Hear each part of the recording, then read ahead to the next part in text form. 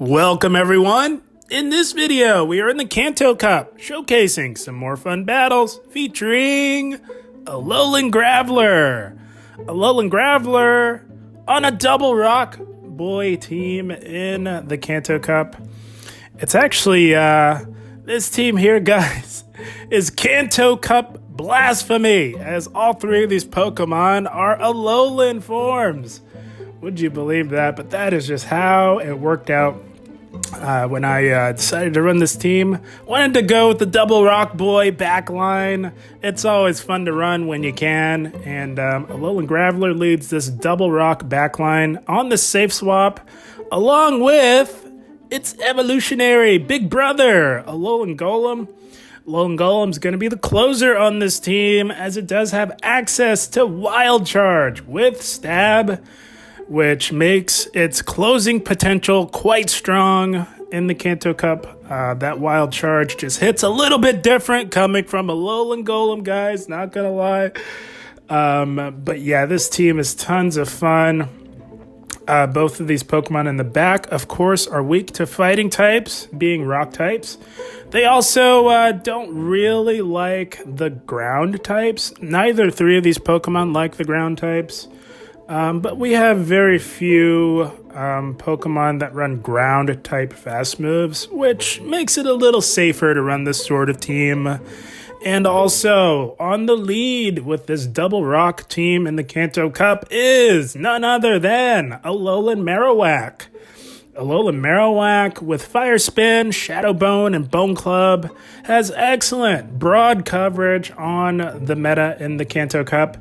And of course, on the lead, we are targeting those fighting type leads that are becoming more and more popular as more people choose to lead with Alolan Sandslash, Lapras, Dugong. A lot of people are running fighters on the lead in response to those types of leads that we've been seeing lately. So we have to have an anti-fighter on the lead on this team, this classic ABB style team. And Alolan Marowak is the one that we landed on. Works beautifully on the lead. I had a blast. But without further ado, let's dive into a few bonus battles that I thought were tons of fun. And here we go, positive lead. That is exactly what we want to see. They make an aggressive play into a Shadow Nidoqueen. We kind of want to stay in here because we can do tons of neutral damage with both of our Pokemon in the back to that Alolan Sandslash. What we don't want to have to do is play the game of chicken with these Nidoqueens that love to bait. Nidoqueen, especially in its shadow form, can easily one-shot any of our three Pokemon on this team. So we're playing this carefully. They are baiting away at us. We went completely down on shields. We are seemingly in a very tough spot, but playing that game of chicken with those Nidoqueens can be quite lethal. They've got a Pidgeot in the back, so things are looking pretty good for us. We got the Nidoqueen out of the way, and they make an aggressive play back into that Alolan Sandslash. Again, guys, rock-type damage does neutral damage to Alolan Sandslash and Alolan Sandshrew. We're anticipating them one-shotting us with a potential Bulldoze, so we're just trying to put the pressure on this Alolan Sandslash. They're kind of in a tough spot, guys. What they're doing here is they're getting a little greedy. They want to have enough energy to threaten our Alolan Marowak.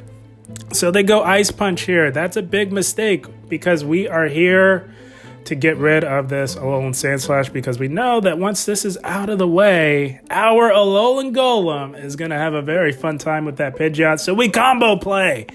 We take full advantage of them getting greedy. Shields were down, so we're coming in to get rid of them with a super effective Bone Club.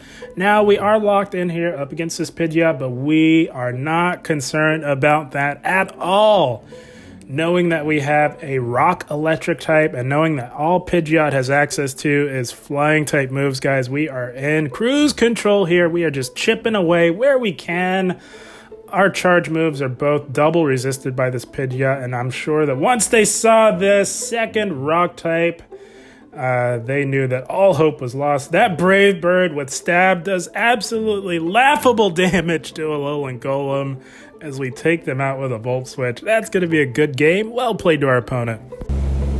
Gotta say, Alolan Graveler and Alolan Golem on the same team has a lot of play, seeing how the Kanto Cup has shaped out over the past few days. A lot more people are running Lapras and Dugong, and both of those Pokemon do very well up against those two. And here we go, we've got a Charizard, pretty neutral lead, gonna go into our Alolan Graveler. We draw out a Shadow Nidoqueen.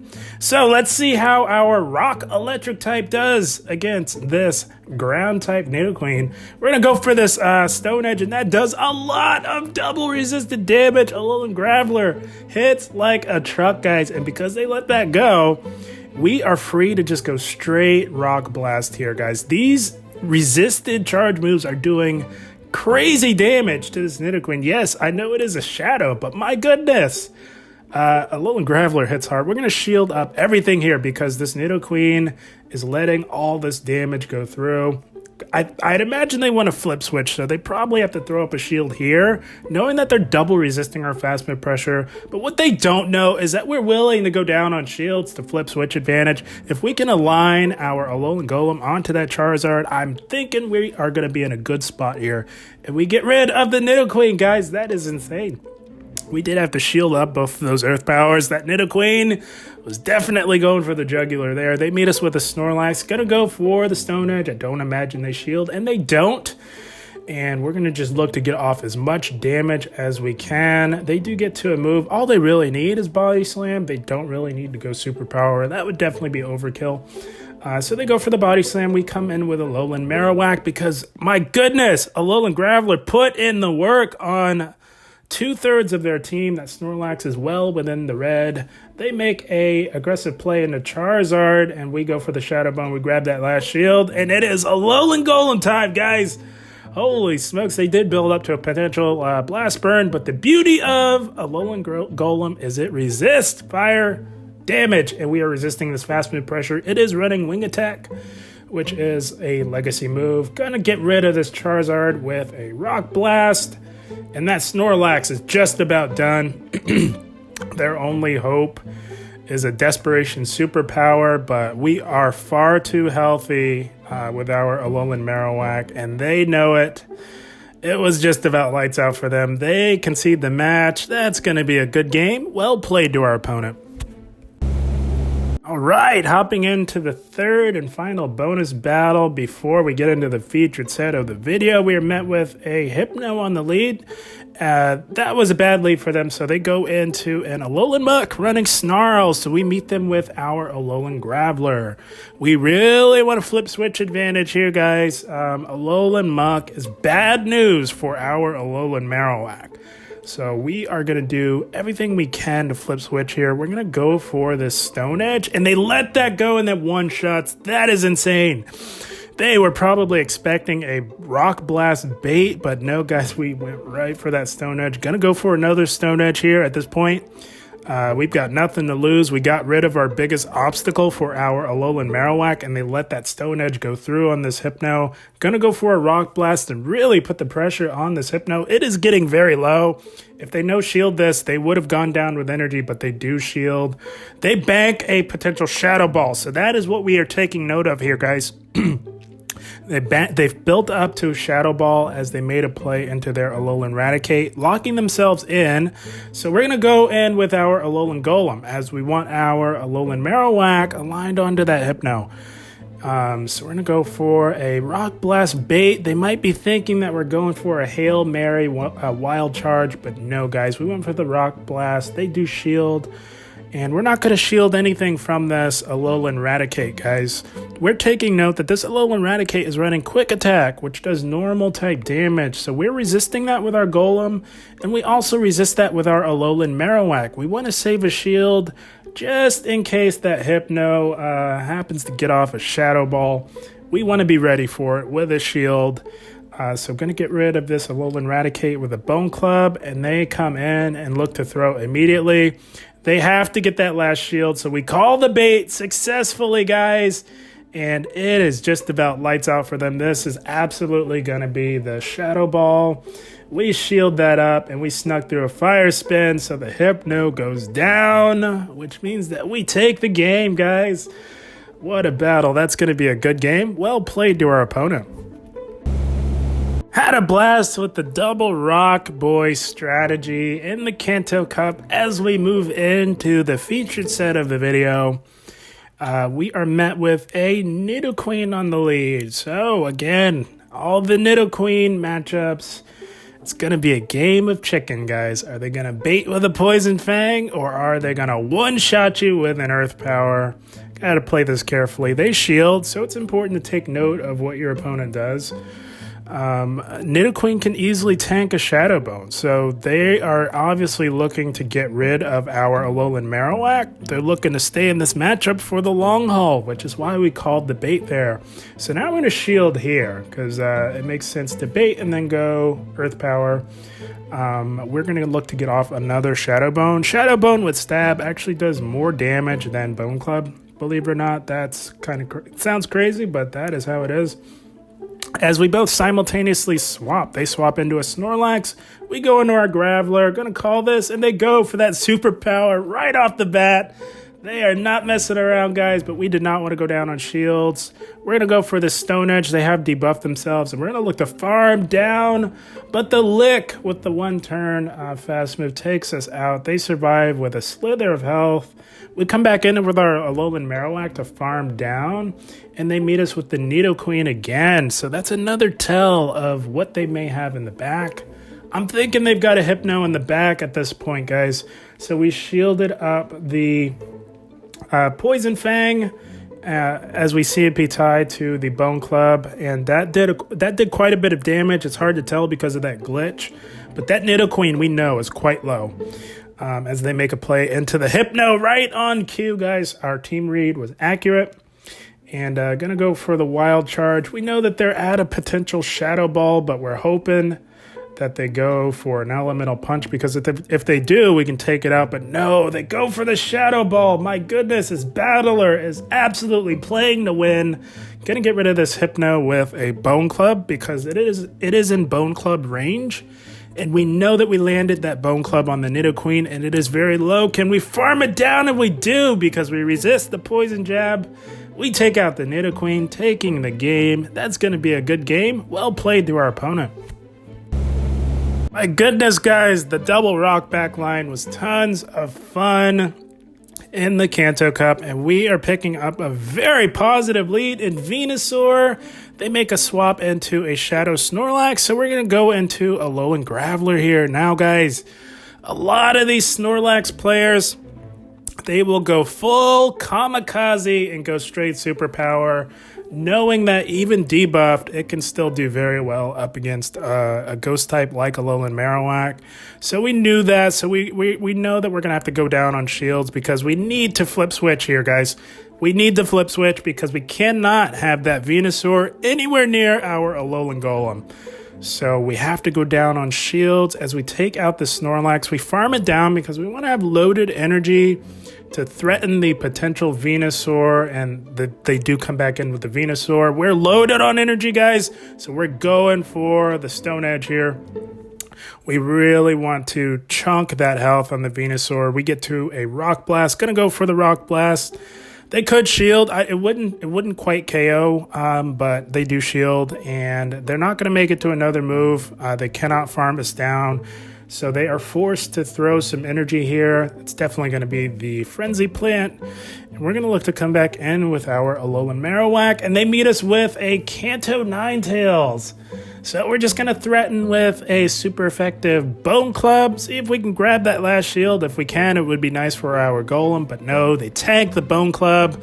It does not matter, guys, because all we need is back-to-back Rock Blast to get rid of this Fire-type Kanto Ninetales. And they go for the Overheat. Holy smokes. Obviously, it does not KO, because Alolan Golem does not care about your fire damage, even if it is an overheat, and the Weather Ball does very little damage. We hang on, guys. Gonna go for the first Rock Blast here. And they do shield. They kind of have to shield here, but this next one will absolutely KO this Kanto Ninetales here. And the Venusaur in the back is just about done, and they saw the writing on the wall. They conceded the match. It was lights out. That's gonna be a good game. Well played. Last time I ran the double rock strategy, I believe was in the Holiday Cup. And so it's been a while since I've run it. Wanted to give it another shot, this time in the Kanto Cup. And here we go, picking up a positive lead in Wigglytuff. Now, guys, take note of this. They are not swapping out. That could mean a number of things. That could mean that they want to lose lead so that they can bring in something that can beat you, or they're weak in the back. So it's hard to know sometimes. So what we're going to do is we're going to shield up this Play Rough. They're trying to do as much damage to our Alolan Marowak as possible. Going to look to get off this Bone Club. If they let it go, it'll get them pretty low. So yeah, they're looking to lose lead. So we're going to come in with our Alolan Graveler and look to get ahead on energy, farm down the Wigglytuff. Wigglytuff was not getting to another move, running Charm, and there it is. Okay, so they had something that could really threaten our Alolan Marowak. So we're going to try to do as much damage as we can. They are shielding our moves. They shielded up the big Stone Edge. Going to let this go because we know that if we can either take this thing out or get shields down, our Alolan Golem will do very well. So we're going to look to go for another Stone Edge. We were not getting to another move. If you know that you're only going to get to one move, you go for the hard-hitting move with Stab, and that is what we did. We now have a shield advantage. Gonna shield up the Dark Pulse. We know that we win CMP tie, so we have to play this carefully. We want to get rid of this thing with a Wild Charge, and guys, we waited until they threw so that they could not catch our Wild Charge. That takes them out. We're switch timers up, and they've got an Alolan Marowak of their own in the back. We had the energy advantage. It was just about lights out, guys. Our Alolan Golem was going to put in the work on that Alolan Marowak, and that is going to be a good game. Well played. Double Rock in the back was proven to be quite effective in the Kanto Cup, and it was tons of fun to run. And here we go. We've got a Kanto Sandslash. Wow, this Pokemon is a rough one, guys. I'm going to tell you, Kanto Sandslash really core breaks this team super hard. Probably the #1 core breaker for this entire team. So we go into our Alolan Graveler, knowing that we do hit pretty hard, even if it is resisted. They bait us with a Night Slash. They did build up to the Earthquake, and that is even more terrible. Not only do we have the one Pokemon that can absolutely run through our own team, but it happens to be with an opponent that knows what they are doing. That spells out disaster, guys, so can't go down on shields. Gotta let that go. We're going to come in with Alolan Marowak and tank the Night Slash and look to farm all the way down. We can tank a Night Slash, especially if it doesn't have Stab. We're going to look to farm all the way down. All right, we got the Sandslash out of the way. We're down a Pokemon, down a shield, and we're down to 50% health on our Alolan Marowak. Let's see what we can do, guys. They've got a Mew in the back, so it just keeps getting worse and worse for us. Holy smokes. We go for the Shadow Bone. Of course, they shield, so we're going to go into our Alolan Golem. And as we all know, 9 out of 10 Mews are going to be running Surf, and they are. We knew that we could tank 1, but we absolutely cannot tank 2. Going to go for the Hail Mary Wild Charge. Maybe they're thinking that we're baiting, but no, they shield. So, guys, it is looking pretty hopeless here. There is not a whole lot that we can do at this point.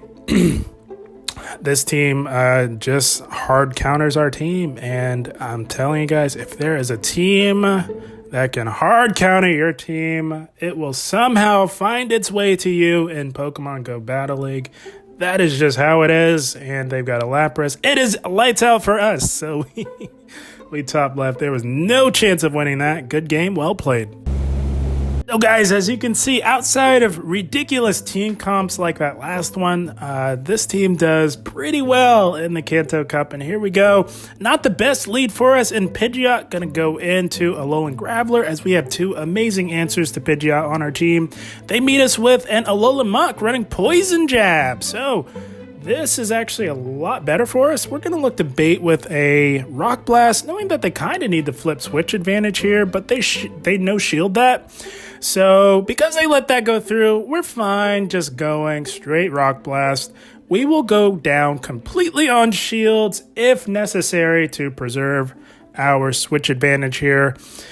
We really don't want that Pidgeot anywhere near our Alolan Marowak. It is a very rough matchup as Pidgeot double resists both of our charge attacks. So we did shield up an Acid Spray. That is unfortunate, but it doesn't matter. We're going to shield up the Dark Pulse here and look to farm all the way down.